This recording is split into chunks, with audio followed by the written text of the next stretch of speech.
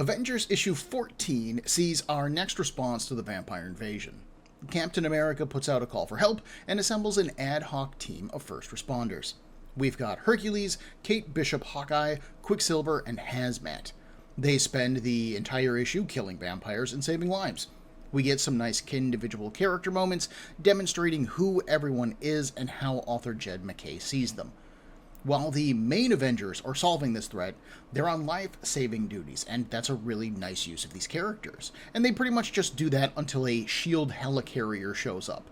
It sucks them up with a tractor beam, it also takes some innocent bystanders, and it turns out to be manned by vampire Nazis. Yeah, they're being led by one of my least favorite personal villains, Baron Blood, who looks like a huge dweeb. My name is Ben, and this is Comic Book Breakdown's continuing coverage of Blood Hunt Episode 5, Avengers the Vampires.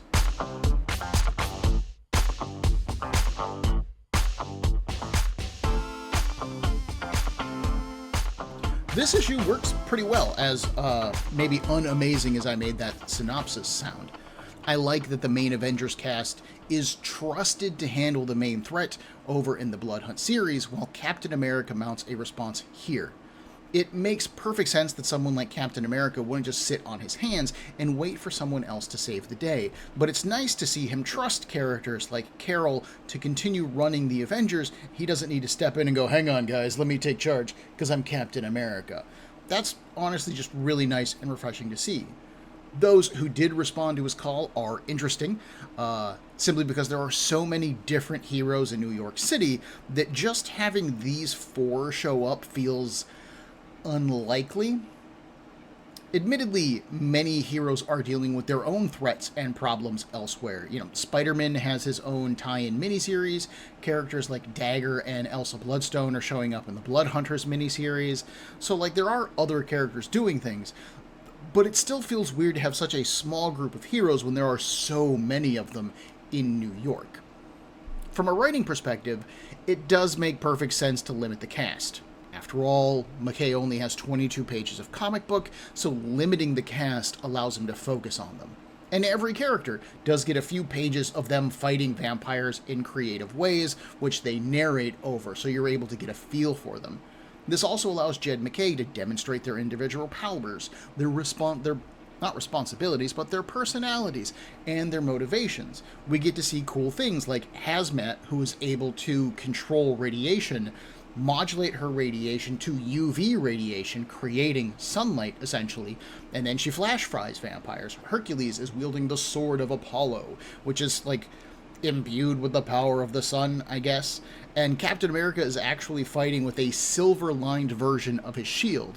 Quicksilver actually notices that his shield doesn't move the way that it normally does, which makes sense given that Quicksilver has been working with Captain America for decades in our world, years in their world, and Cap explains, yeah, I got turned into a werewolf once, so I had this shield made just in case, more magic stuff happened. That's smart, it's clever, it feels right for all of these characters, and I really like it. This is efficient, smart writing, and it's the kind of thing that I wish had been done over in Strange Academy to engender me to that cast a little bit more. This particular group of characters meshes well, they all feel competent, and I always appreciate it when heroes can focus on saving normal people and not just get caught up in the gang slugfests with the bad guys that you typically see in a comic book story. Speaking of the bad guys, Baron Blood. I hate this guy.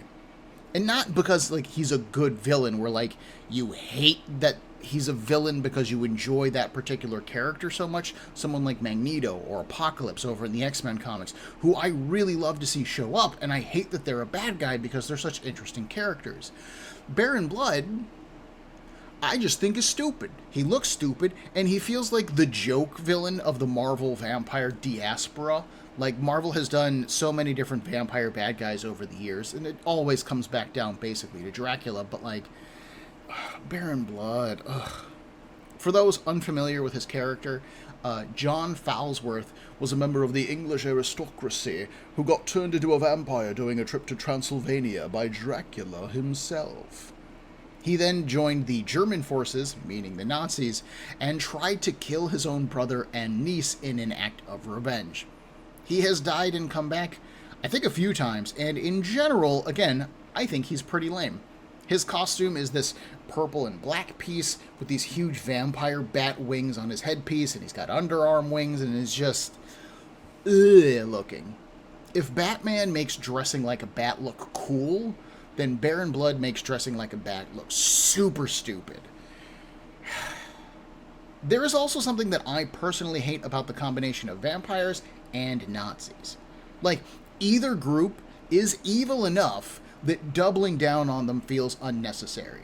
I would dislike John Falsworth either way, and making him both doesn't make me dislike him more, it just ends up feeling uninspired.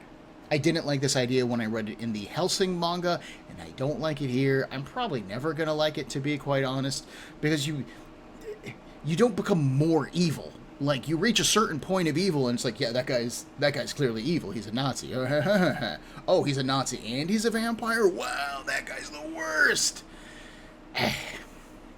Baron Blood is a chump, and the heroes are going to smear him across the deck of that Hell Carrier, they call it, which I do think is a cute rebrand for the Helicarrier. What's important about this particular issue is there are 2 panels from Hercules where he complains about Atlantis. They are the ones who first wrote down the Darkhold, he says, and created the first vampire. And that's important because I think that is a clue to our big bad, which I will talk about in our next episode covering Blood Hunt issue 2. If you enjoyed this episode of Breakdown, please make sure to hit that like button, and if you are not subscribed to the show, then click on that as well. I love getting feedback, and I would really appreciate it if you did so. If you have any questions, concerns, or would like to suggest a comic or a series to me, Breakdown can be found on Facebook, Instagram, and on a variety of podcast platforms, with links in the description for this episode below, as well as the email cbbreakdown@gmail.com. Thank you for your time and attention.